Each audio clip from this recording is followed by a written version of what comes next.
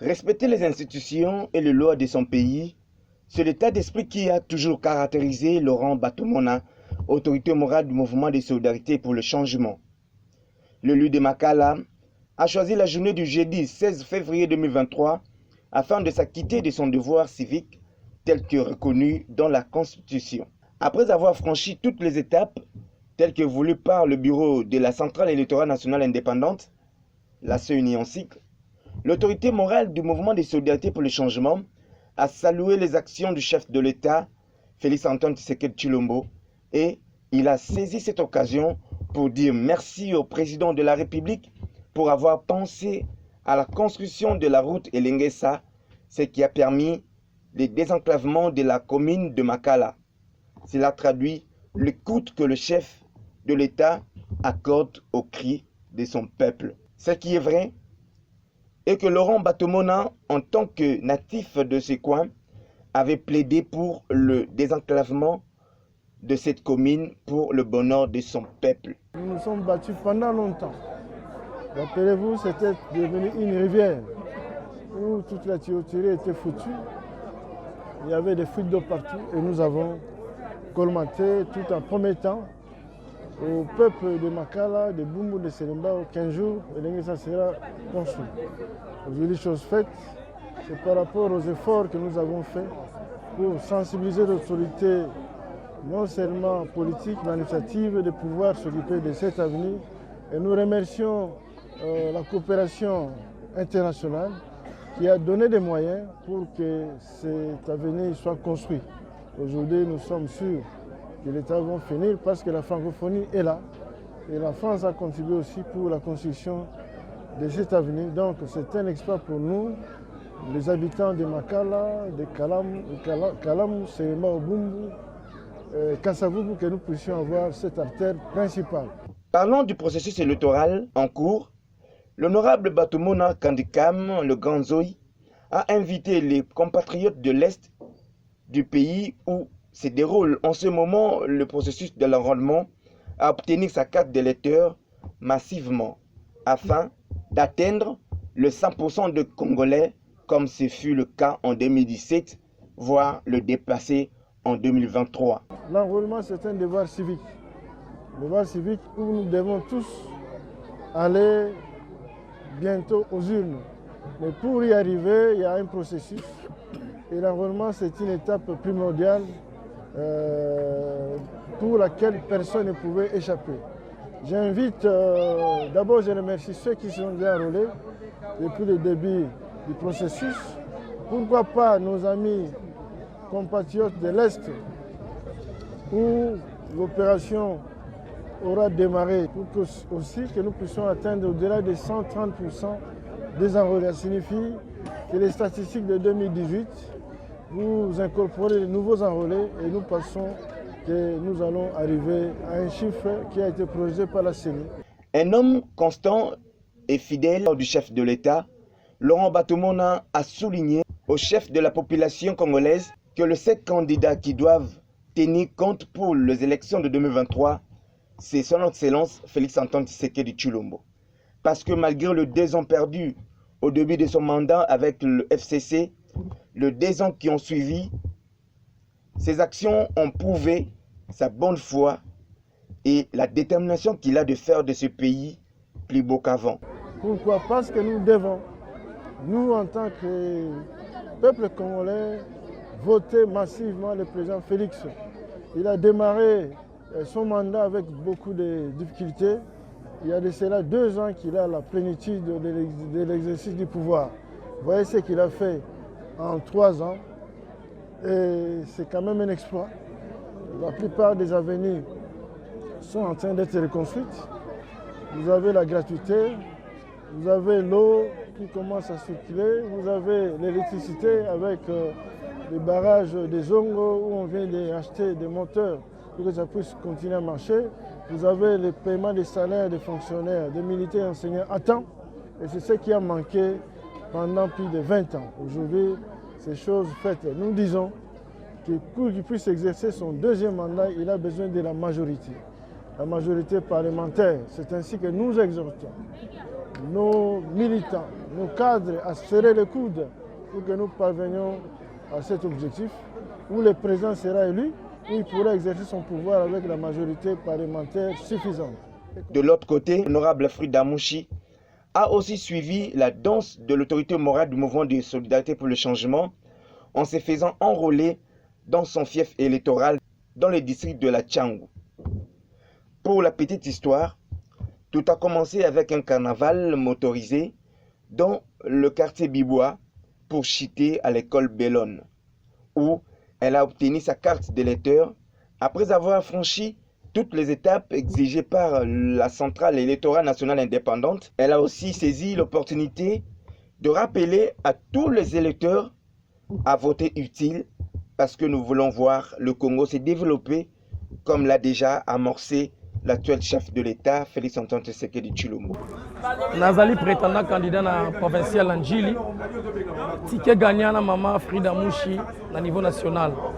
Tant que maman première dame a eu carte d'électeur naé, pour que tika e bon côté, il faut accompagner maman à sa carte d'électeur naé. Donc présence na biso ezaki pour accompagner maman à sa carte d'électeur naé. On a 2023 en décembre. Et qu'on a kita na national maman Frida Mouchi na provincial na Djili, Francis Baimbalea na provincial na Zélé maman Frida Mouchi na président César Yemoko Fachi Beton. Ngai comme ngai Patrick Omono, babenga nga chouchou ba maman, ba misusu ba biteur à prolongation. Donc lelo to ko accompagner maman Frida pour sa carte électeur na ye. Yango na osenga na population na ya Masina. Ba jour etikali ya ko compter. Donc to révéler sous-souté boya ko ça rouler massivement pour tout ça na poste na bino. Bon, ça roule massivement et permettre à Bisso pour la mieux que voter pour candidat à Bisso provincial, national, présidentiel. Donc, il y a un web Sabino, Nicolas Tikali Mouké, pour révéler le sous-soutien, pour Yamba Mokota na train, parce que Makamosi est Kei. Nazali cordon ya Nsele, Obimba.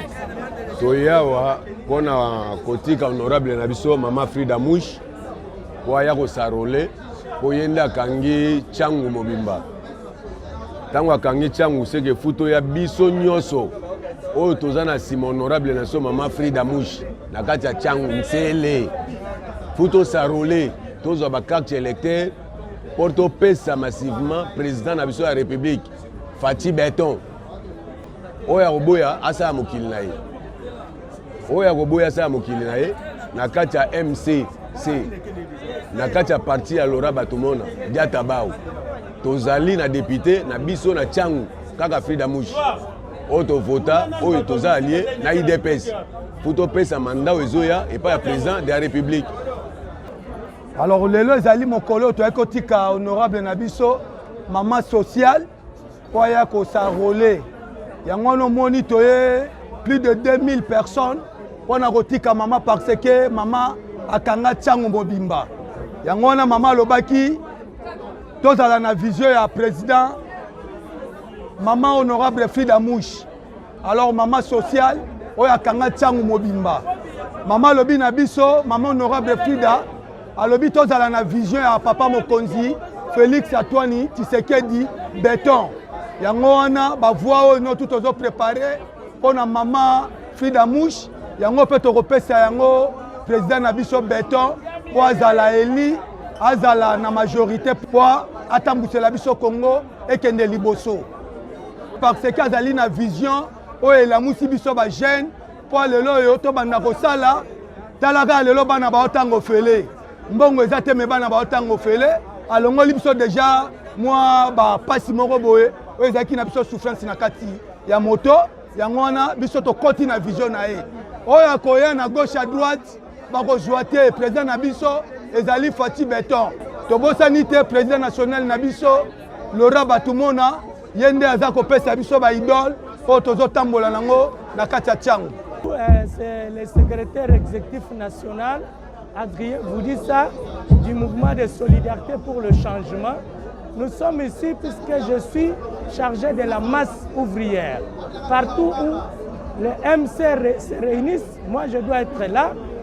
C'est le mot d'ordre de l'autorité morale, l'honorable Laurent Batumona Kandikam. Et nous sommes là accompagnés Madame Frida Mouchi, honorable députée provinciale de l'Ancélé. Et cette fois-ci, nous devons avoir la députation nationale ici dans les Tchangou.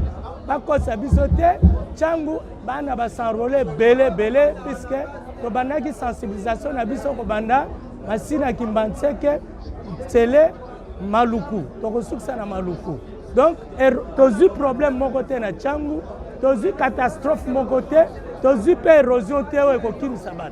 Donc, Tchangou Mbaloy, au lieu de 18 sièges, il faut au-delà il y a sièges. Et c'est là tu as plus de 3 sièges. Et Massine aura 4 sièges. Donc, cadre réunion sur MCO a une ambition à postuler, puisque ici, il y a une alliance du mouvement de solidarité pour le changement de l'autorité morale, l'honorable Laurent Batoumona Kandikam. Concernant les œuvres des chefs de l'État, il y a la gratuité de l'enseignement, qui est déjà un acquis. Lobby Bomona qui va véhiculer est belé pour que tu entames des travaux de grandes envergures, Banzele ko Salama, Baponce Salami, c'est parmi ça. Et dès cela, social, tu as maintenant social. Et tu mettre fin à la guerre de l'Est pour que Fachi Béton assume de social Yambo Kanabiso. Donc, nous avons ce là, côté, avec l'appui de l'honorable autorité morale Laurent Batoumona. Je vous dis merci beaucoup.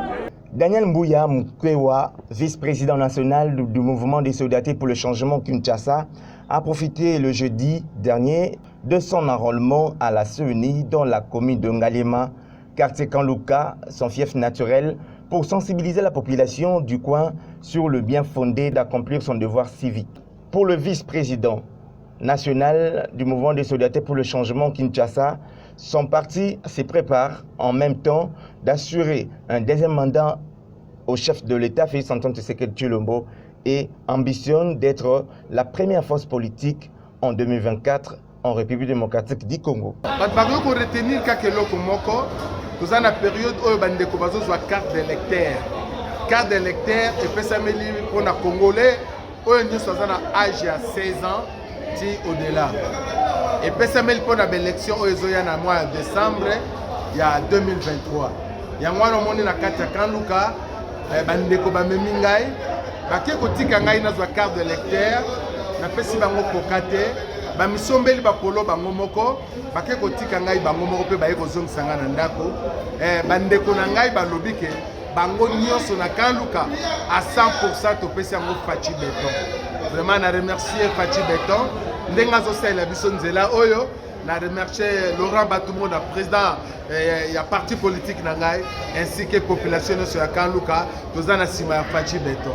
Kanlouka pour Fachi 2023 président de la République ezali Fachi Béton oyo Congo mobimba eko voter kala nanu misalo basala kite pendant 18 ans Fachi Béton a réalisé un écart il y a 2 ans pour aller dans le 2 ans na 2020 tozalaki na coronavirus toye ko kota na gouvernement oyo ezalaki ya biso nyonso ya coalition donc Fachi abandi musala na 2022 ozomona teke kaka 2 ans d'ici 2023 yango Fachi abandi misalo bomoni na kati ya Congo mobimba ba chantier ya Fachi awa na Kanlouka nzela ezo salama pont ezo tongama pont oyo eza deuxième pont oyo eza na ville de Kinshasa pont ya liboso eza oyo ya Deden ya Lunda Bololo oyo ya mibale oyo Fachi Béton atongeli bana ya Kanlouka eko relier biso eko désenclaver Selembao na Kanlouka. En tout cas Fachi Béton Longonia na yebi ke so to pesi sous 5 ans okosala koleka 18 ans.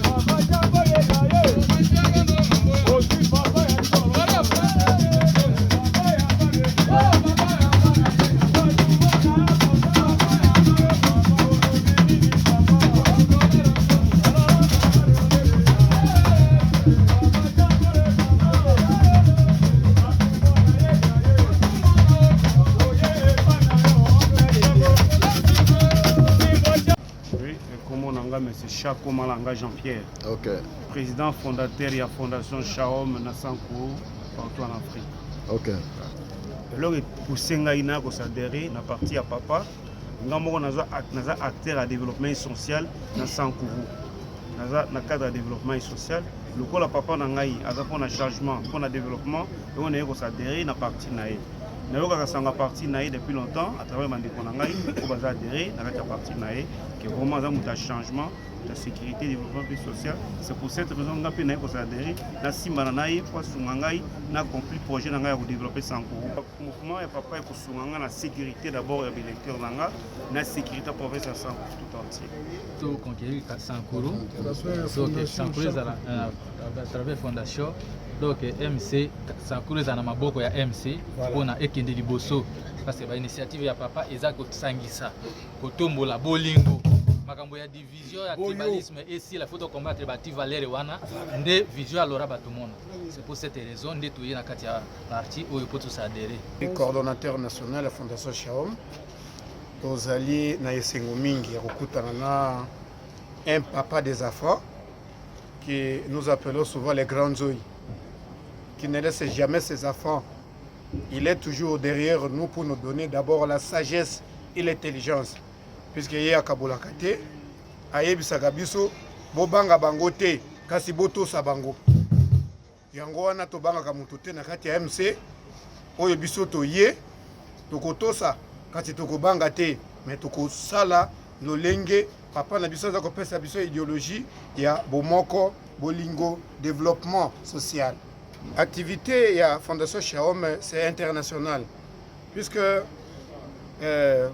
maman na biso auti Angola délégation Angola ba uti ko kende puis tozalaki toute la journée na ndako après toye na triomphal ba mususu ba lembi c'est-à-dire ndenge toye boyelelo avec notre leader M. Jean-Pierre Chako Malanga, le président fondateur de la Fondation Shaom.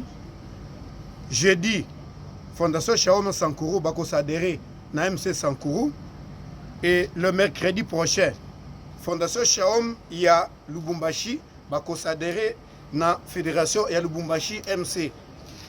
Alors, pour vous dire que Bissona Sankourou, et ça, quand on a une idée, idée et balani. To sunga kabana babola, to kotsaka bango classe, mutu azana problème ya avocat na kati ya prison, oyo to yebike a violaté, a ibaté, a salelo kamabete, mais l'injustice sociale, nous sommes derrière ça. Tozo la musaba école oyo elingi kukufa sans bâtiment tozo tonga et plus précisément dans le secteur ya Nambelo et ce que bandai kozanga ta drapeau que administrateur chef du secteur avandiao ezate mais la Fondation Shaom azo tonga bâtiment administratif ya secteur ya Nambelo ende. Alors il y a beaucoup de choses oh tozali kusala nzela tosali déjà route à plus de 70 km tosali angote ke totie makadam et pas n'habitué à système ce qui mboule noki et dis-moi comme abelé et bandi ko sala net menace ya érosion tous un groupe ya bateau à tout temps ce qui mboule noki bazo zipa mabulo wana nzela ezo le kanango sans problème même avec la voiture au le kanango sans problème na nzela na mbelo himbe papa Chako bosimba makasi pour ça ko mobimba simanaye beaucoup zo bateau et belé na Sankourou. C'est pourquoi il y a alingi vraiment à côté de papa. Pour papa un, toujours à Sangonaye, il y a l'ingaka utati, l'ingaka qui mouille bité, toujours à Sangonaye. Les lopes n'a monika les loka kalelo. C'est pourquoi biso tout ce spiritus à Simanaye na Sankourou.